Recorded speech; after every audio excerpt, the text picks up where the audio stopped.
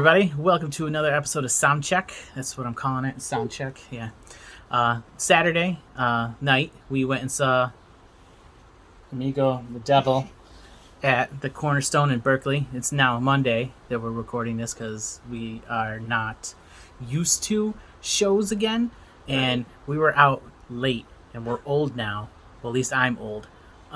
So that's why there's 2 days in between here. But yeah, it was a very good show. Like, very good.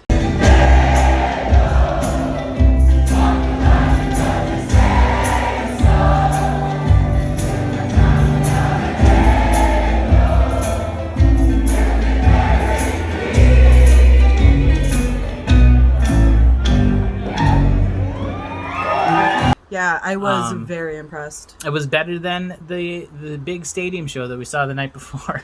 How many people do you think were there at the Cornerstone? At the Cornerstone, I'd probably say maybe 500. Wow. Okay, I did see on his Instagram page earlier that it was a sold-out show, too. Sure, yeah. So I don't know how many people that venue holds. So, and I'm not good at just looking at crowds of people and being like, yeah, there's about 1,000 people there. Right. I have no idea. First, can we talk about how much I enjoyed just the Cornerstone Berkeley in general? Yeah, go ahead. Because it was really not what I was anticipating walking in there. Mm-hmm. You and I had the conversation earlier that day, and I thought it was going to be a little bit bigger of a venue. I know Amigo's catalog very well, so I also thought more people would, and I thought it was just going to be a bigger show in general. Mm-hmm. So I was pretty surprised when we walked in there, and it was just the room. I was very impressed with that they had the balcony with some seating up there. The balcony was key. That's where we almost dead center stage on the balcony, though.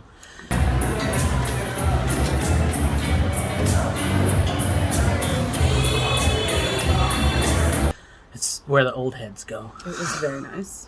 But I feel like the more people would have been to that show had it could accommodate more people. If you said it was sold out, then definitely sold out. But I was also very happy they got us in there very efficiently. They did check our vaccination cards along with our identification. It was a very smooth process. It was.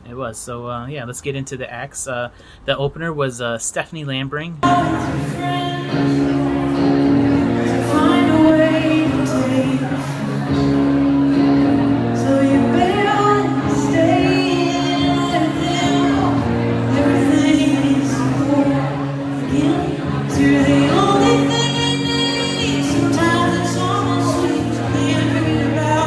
She's a singer-songwriter, which this whole show, except for the middle band, that's what they were. Now, I didn't particularly care for this set. It's not that I don't like that kind of music, and I can't even tell if the music was good or not, because I'd say at least 70% of the crowd did not care about her playing, unfortunately. So we couldn't hear her over the crowd just talking amongst themselves.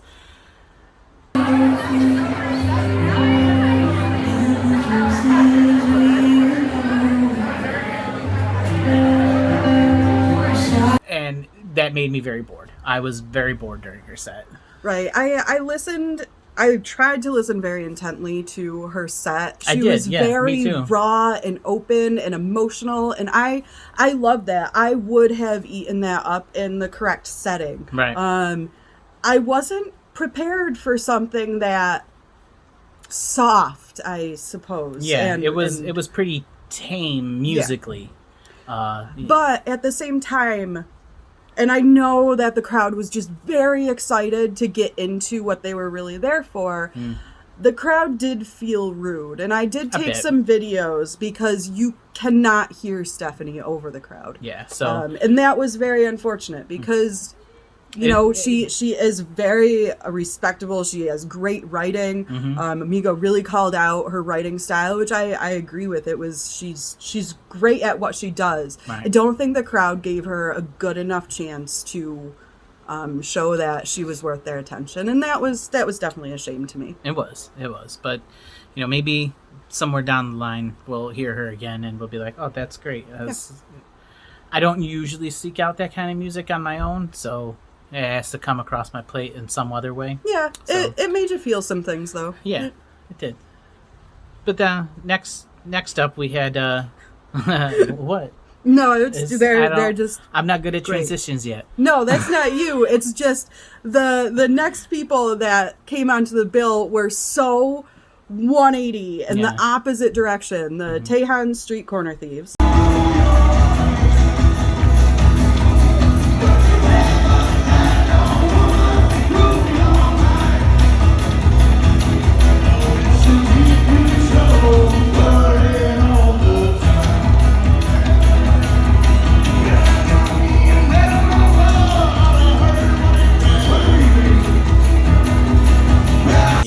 Yeah, they were a cowpunk band is what I like to call that kind of music. It's they had this is also the first show, all three acts, no drummer. Right. Not a single drummer. There was, one of the guys in Street Corner Thieves, he had a kick bass that he would play while he was also playing the banjo, but not even every song or all the time through every song. The songs that he did play it for. So you had the guy on the end, the super punk with the stand-up bass. You had the... had the greatest Mars Attack shirt. Yeah, he had a great Mars, and he had some great spiky punk hair.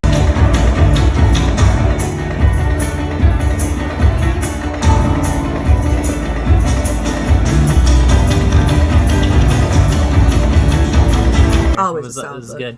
And then you had the banjo player and the acoustic guitar, which I feel like they shared the lead singing duties. They were co-lead singers. Yep. And then the washboard player who lost his washboard. They tell the story after one of their songs about how they got so wasted the night before, wherever they were, that the guy lost his washboard and didn't have it. So he took a cymbal that he would assume attached to his washboard and attached it to his skateboard.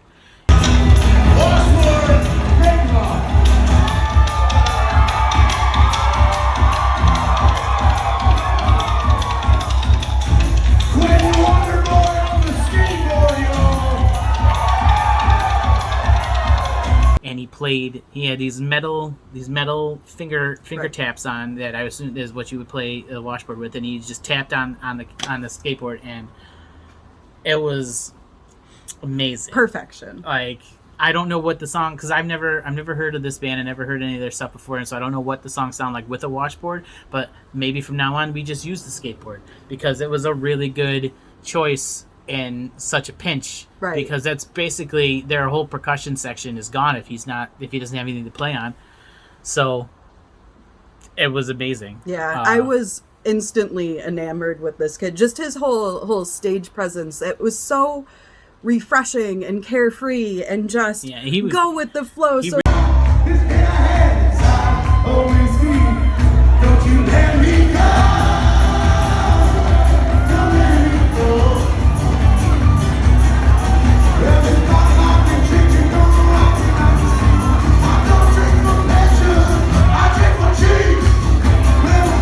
really felt those songs too, like he was into them. Yeah. So like I don't know how their songwriting duties go, but he enjoyed playing the music. That it was nice to see such pure passion. happiness. Yeah, it was good. Like and they're again another band that like I said before, I'd never heard of them. It's not music that I would normally seek out, and it's probably not music that I will listen to studio wise, like as an album or a record or anything. But to go see a show, you should go see the show. Like if somebody's coming around and they're playing with the Tejon Street Corner Thieves, go see them because it's a fun show. I'd stop and listen to that anytime. Yeah, it was good stuff. And then they took all their shirts off at the end, so if you're into that type of thing, go for it. Go for that. And then of course the main I can't say it course again because I just said it. So the headliner, Amigo the Devil. After 4 in a row, I jumped up and yelled, bullshit, you can do better.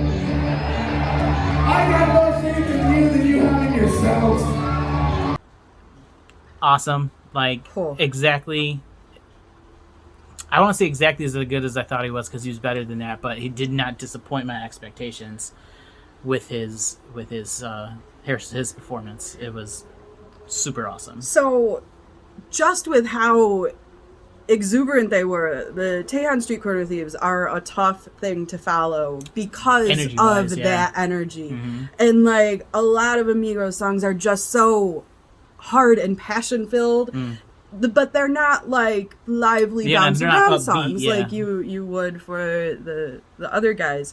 So you could feel the energy shift in the whole room just when it came out so brooding and dramatic, and like you just felt that whole feeling overtake the audience. I don't run in hell with you if you just ask me to. I love the shitty things we do together. Live with me in this shit forever. Hell and you, I know you wanted to. I say you can take the shot, see this chance, feel the fire, let me have this dance. And just a moment to talk about this audience, you could tell that every single person in that room has been waiting for 1.5+ years to do this, because there was not a single silent voice. There was not like a dry eye in there. Everybody was just... We were all Amigo the Devil. We absolutely were. But really mostly him because he's the guy. But it was a really a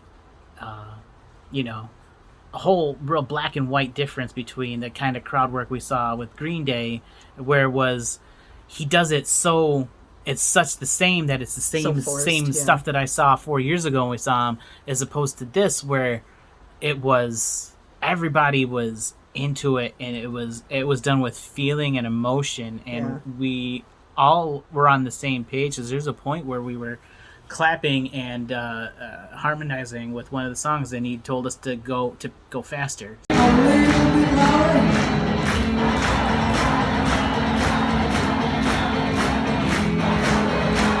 What about a little faster?